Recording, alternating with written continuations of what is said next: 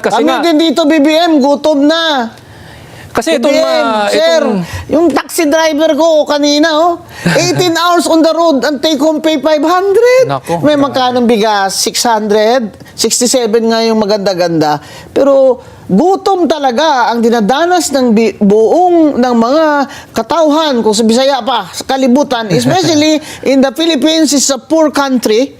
Gutom talaga dahil sa digmaan na ito. Kasi nakita ko yung report ng ADB ba yun, na they listed 15 countries who are most at risk Most sa digmaan na ito. vulnerable. Yun na nga. Most vulnerable. Samang Pilipinas At isa doon. doon ang Pilipinas. Ay, nako, grabe. Dahil sa kanyang ating fragile economy at ang ating 90% dependency on imported oil. Oil. So, number one is, of course, the imported oil. Plus, yun na nga, we are so dependent on OFW, sending out OFWs. Yes. So, yung problema natin, yung mga taong, ang karamihan pa sa mga OFWs natin, nasa Middle East pa, or rather sa West Asia. That's the more Yes, correct term ang tawag. yeah. West Asia.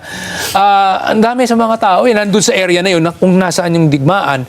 And ang lumalabas, syempre, vulnerable talaga yung mga taong, mga Pilipinong nandun. Umuwi na nga yung ilan, di ba? O yung iba, hindi nakakapag-send ng pera. Yeah, because you know, maybe their employers also stop businesses.